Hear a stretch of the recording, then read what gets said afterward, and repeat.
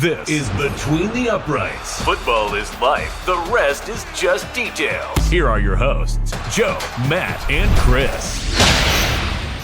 The quarterback class has been getting nothing but ridicule. They're talking about this is one of the worst quarterback classes we've seen in recent memory. There's no top-tier quarterback in this draft. There's not even a quarterback option you would want to select to be a franchise guy. Why would you waste a top 3, 2, 1 draft pick on one of these quarterbacks? In fact, I'll go ahead and read some things off PFF for you real quick, right? Cam Ward, appreciating Ward, an unorthodox big game quarterback requires a leap of faith. That's not exactly a glowing review. He's ultra confident at times to a fault. His mentality could one day make him an all-pro if his fundamentals don't drop him out of the league entirely.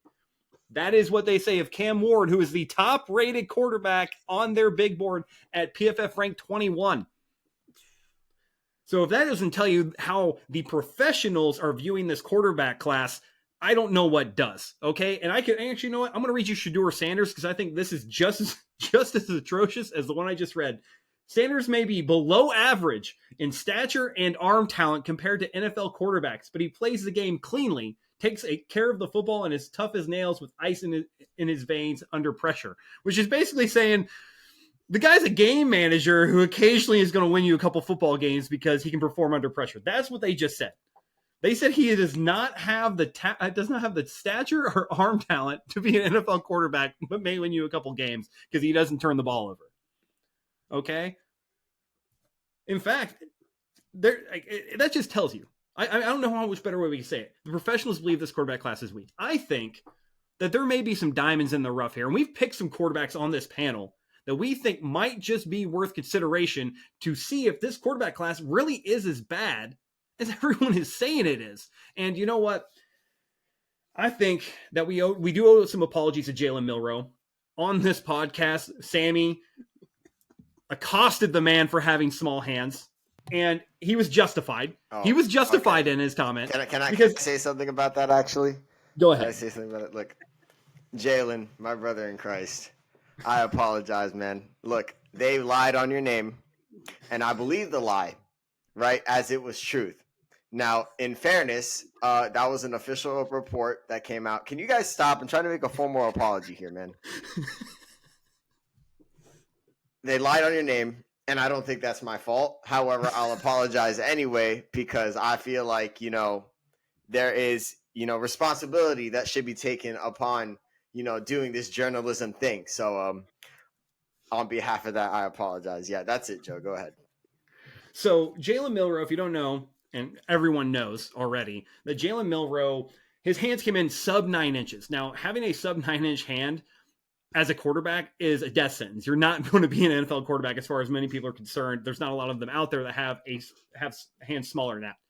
That was his measurement at the Senior Bowl, which caused a big uproar on his ability. I mean, there was posts saying the guy better start learning to run routes, better change those letters on your jersey for your combine jersey from QB to RB, buddy.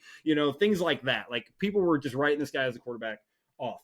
Shows up to the combine, and suddenly his hands are 9 and 3/8 inches. Well, I mean, what the hell? It was almost a full inch of difference, if I remember correctly, from his Senior Bowl measurement to his combine measurement. And it's been something regularly happening with these prospects where we've been seeing people's wingspans be longer than when they were in some of the other places. Like, I believe that Will Campbell, sorry, a little segue, his wingspan was large. His arms were longer at his pro day than they were at the combine.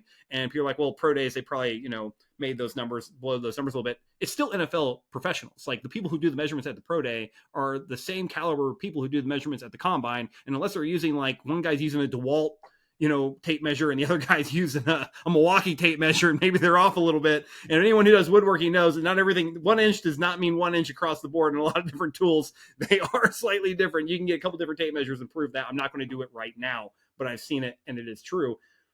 No, you should do it right now. I don't have two tape measures right now. I don't have two right now. We should do the experiment now. I think that's we should do the experiment. I'd have to go get two. I'd have to really love something like that. You know what I mean? They can be different. Now, that being said, Jalen Milroe, even with his hand size, is probably the most athletic quarterback in this draft. In fact, as the NFL does all their uploads and everything like that. They do athleticism scores for the position. Jalen Milroe graded as the number 1 most athletic quarterback in this draft. I can see that. In this draft. His other combine stats actually ranked him, production score was 5th, and his total score is 2nd. So by that alone, if you believe you can work on his fundamentals as a passer, and you no longer have concerns about his hand size, Jalen Milroe may be the best quarterback from a just ceiling standpoint in this draft. If there was a guy you were going to take a chance on, Jalen Milroe may be that, because he has the athletic tools. Clearly has the athletic tools. And when people are like, oh, his production wasn't that great, he turned the ball over a lot, I could almost also argue that Jalen Milroe probably played with the worst wide receiver core that Alabama has ever seen in his years at Alabama.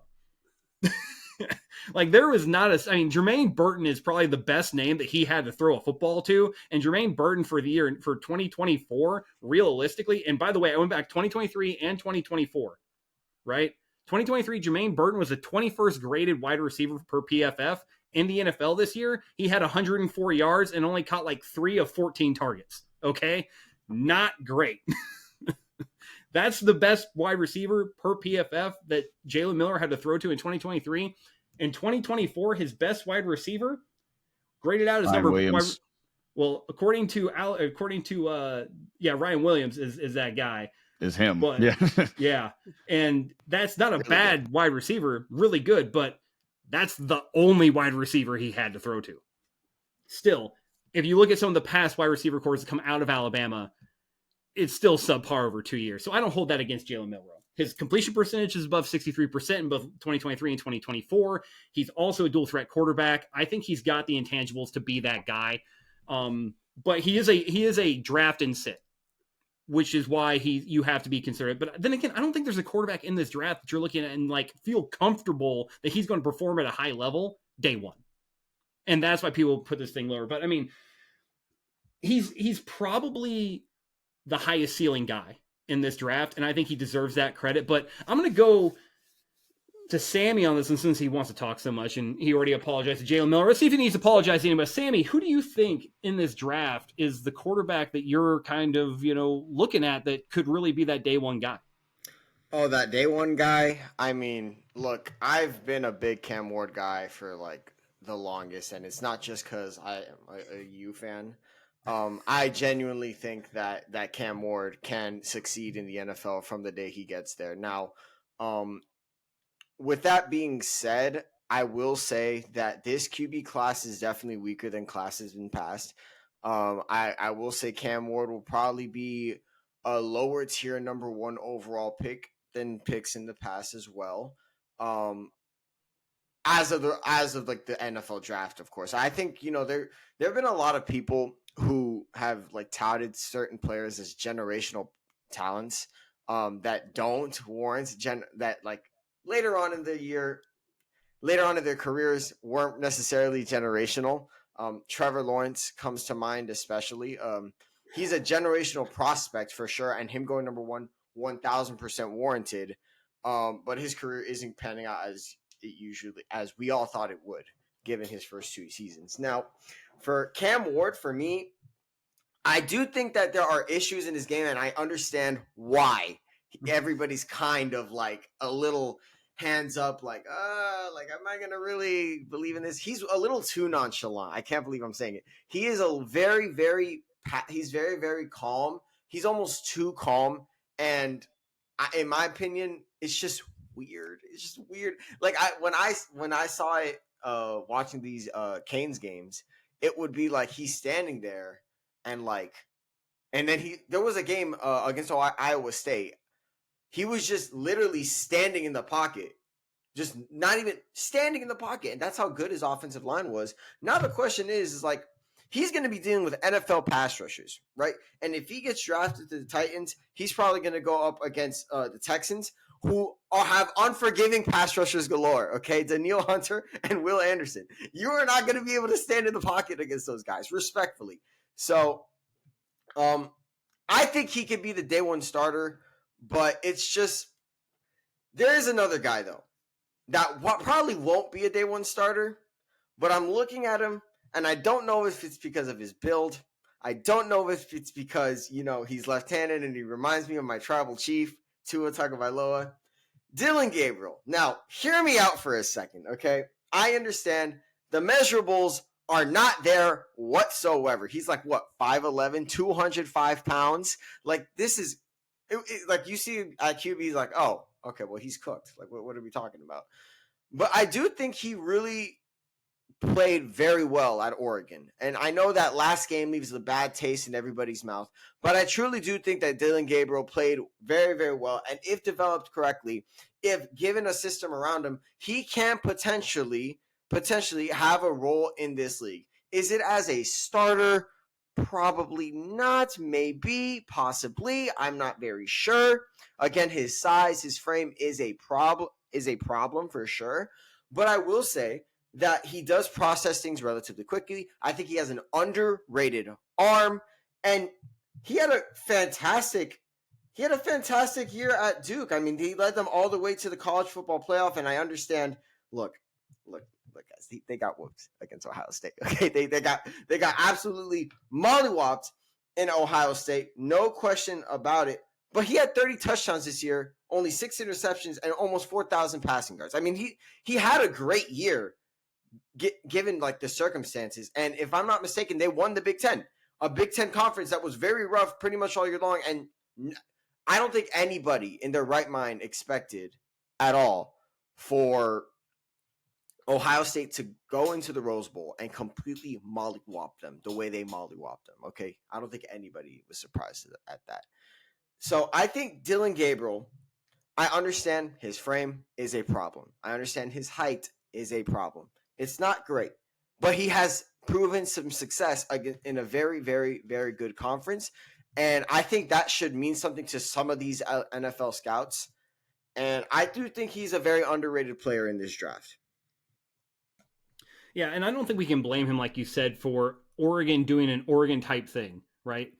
Like Oregon always does this. They perform very well during the season, and then all of a sudden they just they get blown out in a game, and that's Oregon for you. That's what they do. So I do like Dillon Gabriel, and it's not like we haven't seen short in stature, smaller quarterbacks succeed in the NFL. I mean, the guy who threw the most yards until Tom Brady broke it because he played an extra 2 years.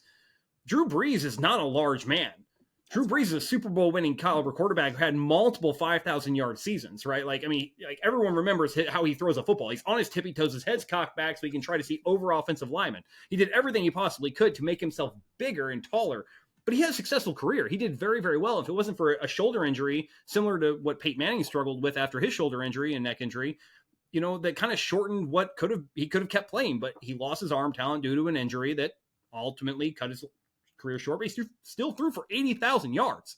Dillon Gabriel can do that. But Matt, I mean, obviously we don't think, like we point out, there's not a lot of top tier talent on paper, but that doesn't mean these quarterbacks can't be franchise guys down the road. And I think there are some franchise guys, but who do you think, where's your franchise guy coming out of this draft? Well, first of all, Joe, I mean, you guys kind of already talked about it, and I heard this. I was listening to it was Kurt Warner on Joel Klatt's podcast, and they were talking about the quarterback class as well. And I thought he made a really good point where it was like a lot of these quarterbacks are very similar, where it's like there's not a lot of superstar quarterbacks in this class, but I think there's a lot of quarterbacks that are extremely capable of becoming a good starting quarterback in this class. Like a Derek Carr or a Kirk Cousins, or the guys that we consistently talk about as guys who are like, they're good starters, but you're kind of always looking to improve. Those are the kind of quarterbacks that I think we have in this class. But I picked one who I think potentially, and again, potential is kind of a feeble thing, because everybody's got a certain amount of potential, so it's kind of like, oh, who doesn't have potential? But you're looking at just raw measurables. The guy I'm going to talk about right now, listen, I didn't know nothing about this guy going into this. Okay. Before we decided we wanted to do this video, we were talking about quarterbacks that we potentially wanted to talk about. And I was like, man, I've heard a lot about this guy potentially jumping up in the draft and potentially going in the second round, maybe potentially late first round. There's some teams that really, really like him. And I was like, I don't know nothing about him. Who is this guy? So to me, the guy I wanted to choose, the guy I wanted to talk about was Tyler Shough from Louisville. Okay. So when you look at his name, first of all, when you look at his name, it looks like Shough, Shough, but it's actually pronounced Shuck. Okay, that's the first thing that I learned about him. It's Tyler Shough. That's how his name's pronounced. Okay, and everything about this guy, to me, he's the most intriguing quarterback draft prospect in this class. Okay, he was a 4-star prospect in high school in the 2018 recruiting class, the same class as Justin Fields and Trevor Lawrence, who are entering their 5th years as NFL starters this upcoming season. So Tyler Shough is 25 years old, people. 25 years of age, spent the last 7 years in college football. He was at Oregon from 2018 to 2020. He was initially Justin Herbert's backup, who's also entering year 5, year 6 in the NFL right now. And then he went to Texas Tech from 2021 to 2023, and he was obviously at Louisville in 2024. So why was Tyler Shough in college for the last 7 years? Because first of all, he redshirted his freshman year, and then he's got an injury history, people. That's one of the big negatives about Tyler Shough. The COVID year in 2020, that was a year he got an extra year, and then he broke his collarbone in 2021, shoulder injury in 2022, and a broken fibula in 2023. So he's had 3 seasons that he had major injuries and lost some time. So that is a big, big concern. So now you're asking an old quarterback with injury concerns, why is he going to rise up draft boards? Why is he potentially going to go in the early 2nd round, maybe late 1st round for Tyler Shough? It's because his measurables are just as good as any quarterback in this class. He's 6'5", 225. That's like the ideal size for an NFL quarterback, especially in today's NFL. And you look at his frame as well, 6'5", 225, and then you look at his athleticism. He's mobile, ladies and gentlemen. He ran a 4.63 40 at the combine, and he had a relative athletic score of 9.3 out of 10. 70th out of 989 quarterbacks since 1987. So he's a 93rd percentile quarterback athlete via the combine. That's pretty damn good for a guy at his height and his size. And then, again, you look at him as a prospect, he's polarizing. People see him from all over the board. Some see him as like a sneaky QB3 option that like could potentially go ahead of Jackson Dart, and others like NFL Draft Buzz have him as the 11th best quarterback in the class. So there's like, it's like there's nobody who's really on like once like in the middle on Tyler Shough. It's like you're one side or the other with Tyler Shough.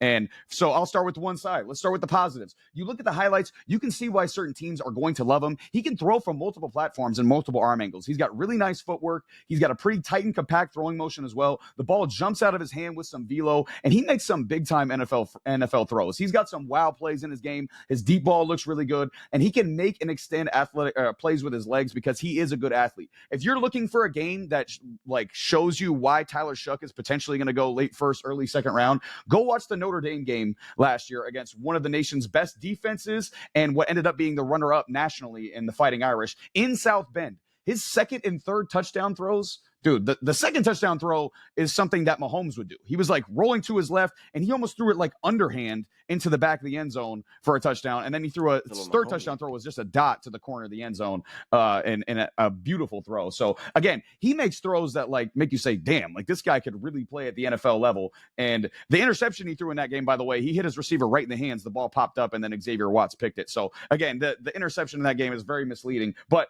in that game too, consistently under pressure, and he's able to avoid it, make plays with his legs, and he did a lot of scrambling, but kept his eyes downfield and made a lot of plays downfield. And he's really good rolling to his left. He makes a lot of really nice throws rolling to his left and kind of throwing across his body. So there's a lot of positives with his game. Like go, like I said, go watch that Notre Dame tape. There's a lot of positives. Now the negatives, I talked about it. He's 25. He's going to turn 26 early in his rookie year. September 28th is his birthday. And then like I mentioned, the tape wasn't all as good as the Notre Dame game. It was overall inconsistent. He's not a great accurate, especially in the short and quick game, and he doesn't get the ball out on time, and he's not a great anticipatory thrower, especially in the intermediate game. So he kind of has to see it open right now and doesn't see the field the best, and that's concerning for a guy who's been in college for 7 years and is 26 years old. And he gets thrown off when pressure's in his face as well, and you probably can't design run him, even though he's really athletic because of his injury history. So there's a bunch of concerns with him as well. My comparison for him, what I saw when watching him, I saw some JJ McCarthy in his game, a little bit of JJ McCarthy, and then I kind of saw like a mobile Jared Goff. Like he was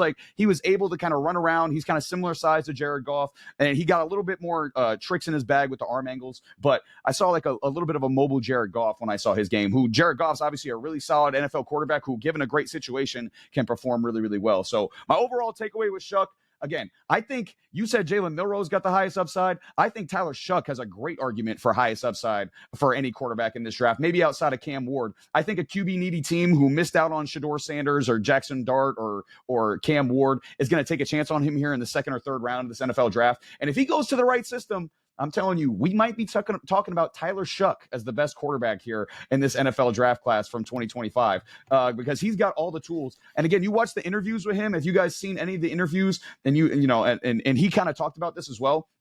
No quarterback in this draft class, maybe outside of Shedeur Sanders, with all the pressure and scrutiny he receives, has gone through and experienced more in his college career than Tyler Shough. Some of the prospects that, we see get drafted, the generational prospects, they're great in high school. They're great in college. They don't have any adversity until they get to the NFL. Then they get to the NFL, they get knocked on their ass and they don't know how to deal with it, right? Tyler Shough's been through everything. Like I mentioned, injuries. He's transferred 3 schools, had to learn new systems, play with some super talented teams and not super talented teams. He's been through it all already. And you watch the tape and then the interviews, and you see it with Tyler Shough. So again, I think Tyler Shough is he's a sleeper. Again, I didn't even know about him before this, and I expected not to like him, and then I ended up doing my research, and I'm like, man, Tyler Shough could really be something here in this 2025 draft class. Yeah, I mean, I got a chance to see him, and you saw the spotlight in the Senior Bowl. He had a couple of really good mobile throws, and I don't want to put a lot of stock in how quarterbacks perform at the Senior Bowl just because they have such a short period of time to learn the systems, and try to go out there and perform. And you can see his athleticism, in person on tape. It's there. Like you said, the consistency's got to work out, but I think that we're starting to see that there may be some better options in this draft, but it's more the unknowns of these players that's really keeping this draft class down when it comes to quarterbacks. And I think that, that's kind of the problem we're seeing here. So Chris, I mean, do you agree that that's the issue we're seeing with these quarterbacks, and who do you think kind of could be another one of those diamonds in the rough? Yeah, I would say it is probably very consistent. I think a lot of them. I mean, even going with a Cam Ward or Shedeur Sanders, I think either way, a lot of them should be redshirting. Now with Cam Ward, I think he's already pretty much projected to go first overall to the Titans, so he probably is going to end up starting. I don't foresee them redshirting him, even though he probably should. But I feel like that's going to be pretty much across the board for any of the wide receivers you take. I think a lot of them are going to need that time, and that's where your veteran comes in. You have to have a decent veteran that can also coach them up, but also help you win games while they're learning, which I personally think, I'm going to bring up Patriots because they're Patriots fans, but I think that's what they did great with Drake May is they gave him the time, even though they weren't necessarily winning games. They were giving him the time that he needed until they absolutely had to bring him in, and I think that's done wonders for him. So when we're starting to look at like the quarterbacks outside of a Shedeur Sanders, outside of a Cam Ward, because we know they're pretty much going top 5. We know that. I'm not gonna lie. I think I've already come on here and said this a million times. When it comes to Shedeur Sanders, I'm not saying he's a bad quarterback. I'm saying he definitely needs time to develop for sure. And I really think if you look at maybe if you would have looked at him in last year's draft or maybe in the draft before, we wouldn't be talking about him as even probably a first day pick. We'd probably be looking at maybe mid second day, maybe second round, maybe somewhere in the third round, like a Dak Prescott at that point, if he was maybe last year or the year before. This year, I think what we get lost in is there are a lot of teams who are very needy, and you have a lot of head coaches who are in positions where they are trying to save their jobs. So they are going to get desperate, and they're going to make very desperate moves. Because I feel like if all of them had a decent, right, even the Titans, the Titans and the Browns, like if they had a secure spot already, maybe they're not doing great, but they have someone that they could at least count on to win some games. I don't think we're looking at this particular draft class and saying that the QBs are going to go 1 and 2 or maybe 1 and 3. We wouldn't be talking about that at this point. I think we would see a lot of probably second day picks. But so when we're looking at, what quarterbacks outside of those two, which you're looking at, obviously Dart, I feel like is kind of going up people's boards. He was going up mine as well. But somebody I don't feel like a lot of people are talking to, and he may be a little bit slept on, is actually Quinn Ewers. I don't see him getting a lot of love. I know he isn't, being talked about a lot. And in teams that are not in the top 5 that probably should be looking at adding a rookie QB to potentially like be their replacement. you have to have them kind of in place. They have a vet, but they need to go ahead and probably get a QB to kind of learn under to go forward. I think Quinn Ewers probably should be someone that they're looking at. So if you look at like his last 2 years, even though I've seen a lot of takes where they're like, oh, his 2023 season was his best season, his 2024 season was worst season, right? Because obviously he got benched for like one game, mid game.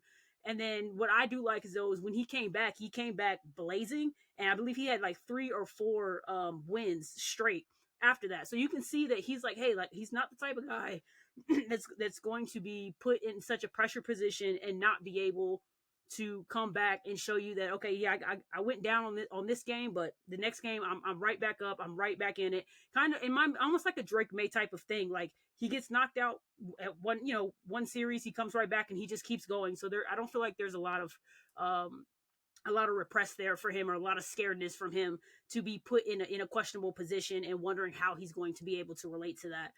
So you look at 2023, he had 272 completions. He had about over 34,000 yards.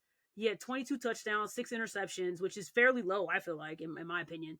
And a 69% completion rate. And at that point, he had 27 sacks. And I think this is where it's going to come in as far as, one, where his negatives are going to be, and then also where the difference is between 2023 and 2024. So in 2024, he actually had more completions. So he had 293 completions. He had 3,472 yards. So you're looking at about a 5-yard difference, because he had 3,479 in 2023. He had 31 touchdowns this year. So that's more touchdowns than he had the year prior. And they're saying 2023 was his best season, but he had more touchdowns. He also had more interceptions. So to me, you're probably throwing it more, which means you're putting yourself in riskier positions. So he had 12 interceptions and he had a 65.8% completion rate.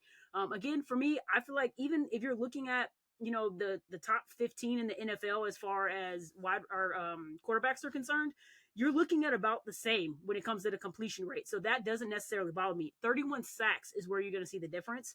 And I think that's where the negativity is going to come in. And that may be why he is going to be probably like a mid-third round.